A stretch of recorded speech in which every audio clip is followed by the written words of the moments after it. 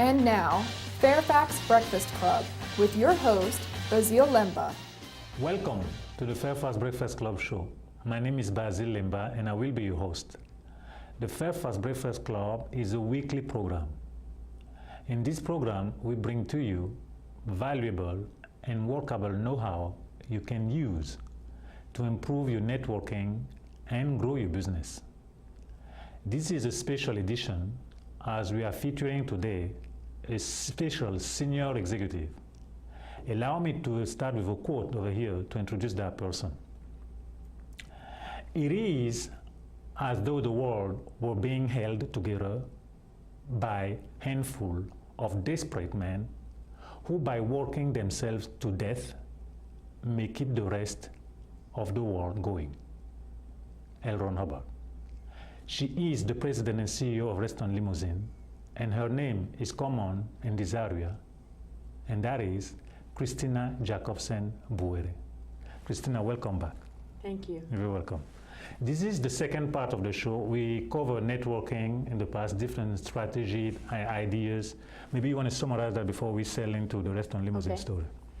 We talked about how I grew my business by networking, that I didn't do it the first 10 years, but I've been networking like crazy in the second 10 years, and it truly tripled the size of my business.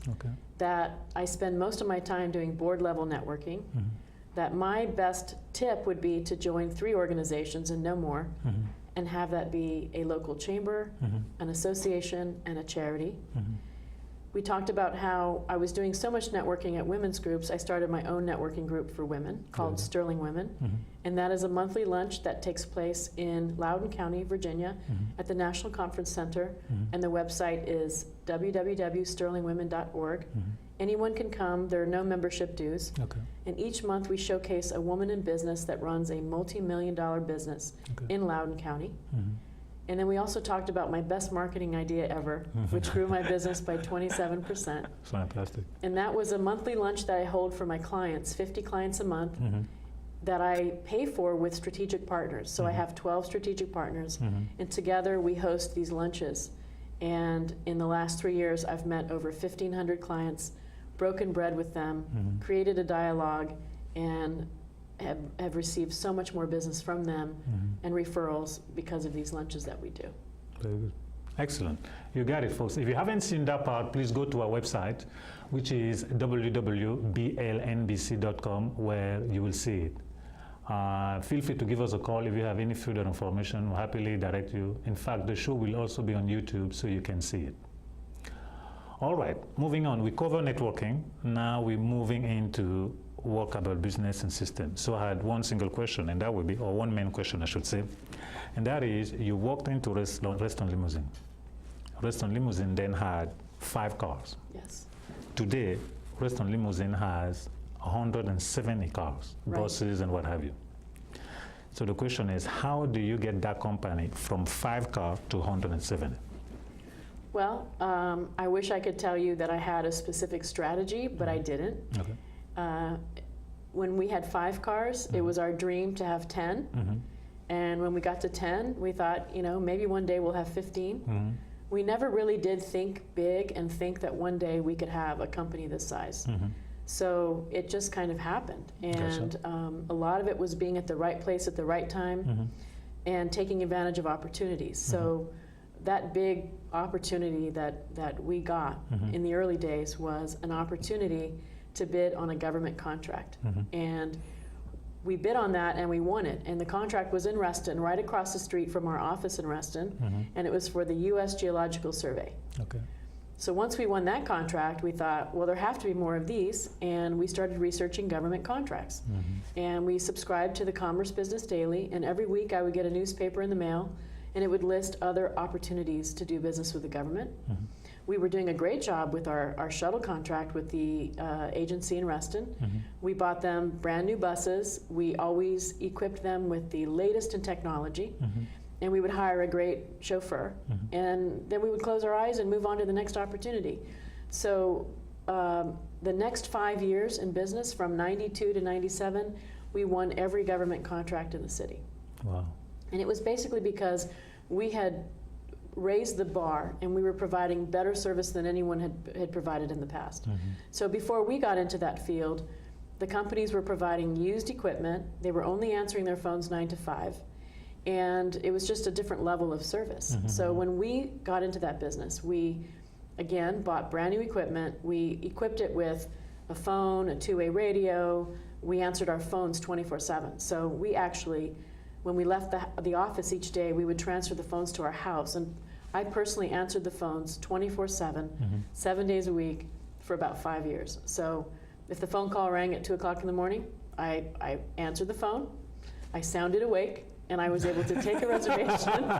Congratulations. And this was back in the days, I was in my late 20s, okay? So I was young, I was ambitious, I didn't need a lot of sleep. And at the time, I had a photographic memory, so I knew all the drivers' phone numbers by heart. Wow. So I was able to do all of this, and in your sleep, take a reservation, dispatch the driver, and go back to sleep. Nowadays, if anyone wakes me up in the middle of the night, I cannot go back to sleep. So thankfully, I don't have to answer the phones. But doing business with the government is really what was our first growth spurt. And then, as you know, when you're doing business with the government, there are certain levels that you can get to. And all of the contracts were small business set-asides. So over those next 10 years, we knew we were going to run out of opportunities because our company was going to be too big. So we started to diversify and look for other shuttle contracts that we could do that were not with the government. And we found opportunities with hospitals and universities and the private corporations. So today, we still do some business with the government, and we do a lot of business with all the other segments I mentioned, universities, hospitals. We do a lot of tourism. We do a lot, as you probably know, we do a lot of wine tours. We still do lots of weddings. So the secret to continuing to grow your business is to diversify your markets and always look for new opportunities around the corner. Wow, that's very, very interesting. Now, you can see on the screen that her company has been featured in a magazine, and that will be put there on the screen. And there is a whole coverage of your company in that magazine. It's a transportation magazine. Can you tell a bit about that? Was this the National Limousine Association magazine? Yes, yes. Well, we were chosen to be profiled in the Limo Digest magazine, and so they came to Washington, D.C. for 3 days, and we did a photo shoot, and it was so much fun. The whole idea of the magazine is to showcase the city where the company is. And so even though the name is Reston Limousine, we still get at least 50% of our business from Washington, D.C. And we would not be the company we are if it wasn't for the fact that we're in the nation's capital. So a good portion of those pictures were taken in Washington. And then we thought we would do wine country, so we spent a day in the wine country. And then we spent a day in the office in Sterling, Virginia. We have a state-of-the-art facility right by Dulles Airport. So we did a photo shoot there of all the different departments, all the equipment, and it ended up being a very big spread in the magazine. And it was very well received. It was great. Very good. I was reading a quote from Lee Iacocca. He says, if I paraphrase, it comes down to the 3 Ps: people, products, profits. Absolutely, I totally agree. And he says, if you don't have a good team, you can have the products and profit. That's absolutely right. My team is amazing, and it hasn't always been amazing. I think as an entrepreneur, we struggle with that. And in the early years, it was, I just felt like I had to do everything, and I would admit I'm not a good trainer, and I just felt it was easier to do it myself than to try and train someone else how to do it. But over time, you realize that you're never going to grow your business if you have that attitude. So what really got me out of the office was the birth of my twins. And I, for the first time, was not able to work 16 hours a day anymore and answer the phones personally every single night, because I'd go home at night and I'd have 2 crying babies. And so that's not a very good environment for answering the phone and conducting business. So having those 2 crying babies forced me to hire more people. And I realized I had to hire 3 people just to do my job when I was on maternity leave. And I thought, oh my gosh, we're going to go out of business. We can't afford all these people. But what happened was, because we had hired good people and they were good at their jobs, and they were better at their jobs than I was. I'm not an accountant or an HR manager. The company actually doubled in size in the next 12 months. So the lesson there was, you really do need to delegate and hire good people to do the work. And if you hire them, empower them, train them, mentor them, coach them, they will do probably a better job than you did. And you can start building a great team. Gotcha. Okay. One of the interesting things, because I read that article, by the way, that I mentioned it to you, one of the interesting things I found, apparently each and every car you have has a name. That's right. Can you tell us more about that? Sure. Back in the day, 20-some years ago, I remember we used to refer to our vehicles as the gray van and the blue limo and the white limo and the red van and the black sedan. And it just seemed so impersonal. And it also seemed like if the fleet was going to grow, it would be very complicated to name them by their color or by numbers. And we decided that we would give each vehicle a name. And so we try and bunch the vehicles into themes. And so right now, I think our buses are named after the states of the United States, and I know our sedans are named after famous musicians. And this way, by naming them in themes, sometimes it helps us remember how old the vehicle is and how long we've had it without looking it up on the sheet of paper. So yes, every vehicle, the limousines are named after casinos in Las Vegas. And everyone thinks it's a cute idea. Our chauffeurs do too, and so do our customers. We've even named some of our cars after our customers. Put me somewhere on the list. Okay, now we talked about how you grow your business using networking. The question I have for you now is tell us how you take care of your people, because today I was going through my business card, for example, and I found a card of Kristina Dietrich. Yes. She has been there for quite a while. Yes, so for someone it hit me, and what came to my mind, I say, you take care of your people very well. Well, thank you. Yes. We try. We try, and even though we are a pretty large company now, we have 300 employees and we have 2 locations. We try and treat our employees as if it's a family. And that may sound silly, but as the owner, I make sure I know everyone's name and that I care. I care about my employees, and I listen if they have something they want to talk to me about. We have monthly Employee of the Month competition. I think we have 3 winners each month. We have a team player, and then a charter driver of the month, and a contract driver of the month.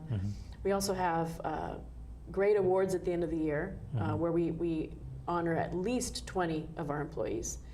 We also have a company picnic and a great holiday party, and we have a newsletter, and we try and thank our employees as much as we possibly can, because in our business, anybody can get into our business. There are very low barriers to entry. So the only way you can really set yourself apart is by your people and your technology and your service. So our people mean everything to us. I don't get to meet the clients. I mean, I do now because I have these lunches. But the true people that meet our clients are the chauffeurs. So our philosophy is happy employees make happy clients. And that's why we go out of our way to make everyone happy. And of course, having them stay for a long time really saves a lot of money, because it costs a lot of money to hire and recruit and train and all that. people. So it benefits everyone if they're happy and they stay. Another thing about our company is we have a lot of people that work at our company that are friends, and they do a lot of socializing on the weekends together. And we endorse that. We think that's good to have friends at work. Definitely. Well, that's very good. And I was at an event about 6 months ago, and some of your employees were there. They unveil a new bus with some kind of recent technology or something. Yes. Well, we spent.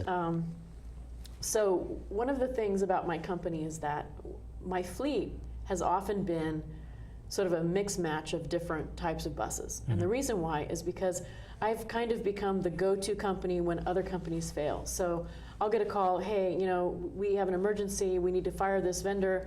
Can you have 5 buses for us on Monday at 9 o'clock? And I always say yes. And so to be able to execute on these last-minute contracts, I've had to purchase vehicles that are in stock on some lot somewhere in the United States, and I haven't been able to maintain a standardized fleet. Well, one of our initiatives in the last 5 years has been to standardize the fleet no matter what. Because now that we have so many buses, it's a real headache to stock parts for every different bus and to train the mechanics on every different bus. So we've just spent 2 years researching what is the best bus. My fleet manager went out and visited all the bus builders and went to the factories and created a list of all the things that we want in our bus. And we've custom designed a bus to fulfill the needs of our clients. And in the next 5 years, we have a 5-year plan to buy and sell 25 buses a year for 5 years. So 5 years from now, my buses will all be exactly the same. And I will be living a dream and having one bus. What do you mean by exactly the same, in size-wise or technology-wise? They'll be the same manufacturer. They'll look the same. Oh, okay. They'll have the same features. They're all going to have exactly the same features. They're all going to have a luggage compartment. They're all going to have handicap access. They're all going to have a TV and extra shocks and double compressors for the air conditioning. And they're all going to look the same. Some will be bigger than others, but they're all going to be the same bus. That's great. That's fantastic. I must admit that I use her buses to go to some winery. I did not drink a lot. And I also got the privilege of going to New York with one of your buses and visit New York. Tell us about those activities, going to New York. Okay. And I know there is an article is talking about your idea of talking about diversifying and creating different opportunity where you had the bus being used during the week, and then you came up with the idea to do something over the weekend. Please tell us more about that. Okay, so in the government industry, those contracts are all pretty much today low bid contracts. 20 years ago, they were often technical proposals where they would pick the company that could provide the best service. But over time, they all went back to low bid contracts. So if you win a government contract, you have to have the cheapest prices. So our strategy on making a profit on those contracts is to run the bus Monday through Friday for the government or a hospital or a university. And then on the weekend, we use that bus for another client. And that's why we do so much marketing. Our social media campaigns, our advertising campaigns are to create more uses for those vehicles at night and on weekends. And so I like to call it double dipping. I'm able to use that bus for one client during the week and other clients at night and on weekends. And that is how we are able to make a profit on the government contracting business. Okay. And that's why we do the wine tours and weddings and Gold Cup and trips to New York and anything else we can think of on the weekend. Again, that's another major strategy to grow your business. Yes. Now, where do you see the industry going, transportation? I realize you mentioned the prior show that you're part of a board that help improving the transportation, the road and all that. But where do you see your industry going into the future? Well, I think there's been a trend in the last 10 years to get away from limousines so much. I remember years ago I had about 15, 20 limousines in my fleet. They were still pretty popular. But today in this economy, the limousines really only work maybe Fridays and Saturdays. The rest of the week they're pretty much sitting around. The corporate clients don't want limousines, and so you're stuck with just the retail clients, and for them it's something they're pretty much only using for a wedding, a birthday, an anniversary, maybe someone's getting engaged, or maybe a concert. But the trend really is moving away from that type of luxury vehicle over to a bus or a van. In fact, they're building a lot of beautiful buses and vans now that look like buses and vans on the outside, but on the inside, they're built like limousines. Oh, they have leather seats, they have TVs, they have mini bars and glasses, and they're really, really comfortable. If you asked me what I would prefer to drive in, I would rather be in a luxury van than a limousine. Because when you're in a limousine, you have to crouch in and you're a little bit crowded and you can't really move. It's hard to get in and out, but if you're in a luxury van, it's easy to get in. You can often walk around while you're on the vehicle, and it's actually better for networking. So we actually donate a lot of buses for networking events so that people can get a ride into Washington and network on the bus before they get to their networking event. I experienced that too when Yes, we went to the event at the museum for the Washington Business Journal. Yeah, it was a lot of fun. Yeah, I must say. Oh, okay. Now I got the picture totally and completely. So we feel like we're taking cars off the road when we offer to do that, because we can put about 25 people on a bus. Oh yes. And I usually provide the bus free of charge because I was going to have a driver anyway, and we can get 25 people in there, 25 cars off the road. We can get to know each other on the bus so that by the time we get to the networking event, we've already met those people and we can move on to some new people to meet. That's great. It's topic just popping out my mind. That is transportation/networking, which in fact you do already. Yes, we do. By getting people to the winery, getting people to DC or whatever, it is because one of the key thing in networking, I believe, is bonding. And in those trips, I mean, everybody's all excited, it's happening, and da-da-da-da. It's really, I mean, it's unbelievable the amount of how does that ties in and bring people together. Yes, it's great. That's fantastic. Now, tell us a little bit about this section of wedding. Weddings. Yes, what do you do about it and how that happen and take place? Well, we provide transportations for weddings, obviously, with our limousines, and the trend also in weddings is to provide buses for the guests so they don't have to drive from the church to the reception and then back to their hotel. So we do some weddings where they have 4 or 5 buses, 2 or 3 limousines, and maybe some rides to the airport for their honeymoon. Often these weddings have become very large, and they'll use us for their rehearsal dinner and maybe a Sunday brunch after the wedding. And so actually having buses makes weddings much more profitable for us. I think so. Oh, really? You know, if I was a small limo company with 7 limousines, there's only so much you can do to grow your business. But by having the buses, there's unlimited opportunities with weddings, and especially wedding planners, because wedding planners are the people that are handling the larger weddings, and they're the people that typically are booking lots of transportation for weddings. Wow, that's really interesting. Well, the way I see it, you can have a serious impact on the economy and the way of life of people with your business. I hope so. We've been hiring. We haven't stopped hiring since 2008. We've had an ad in the paper every Sunday for drivers since 2008. So the business, as I mentioned earlier, is a little bit seasonal, and so we always have to hire for the spring, and often we lose employees in the summer, and then we have to hire again in the fall. So we are growing, and we've won some new contracts lately, and so if anyone would like to drive a limousine or a bus, they should contact us and well, see about... Let's put the website over here, website and phone number, www.restonlimousine.com. It's actually restonlimo.com. I'm sorry. The reason why we did that is that nobody can spell the word limousine. So we made our website restonlimo.com. To make matter easier. Yes.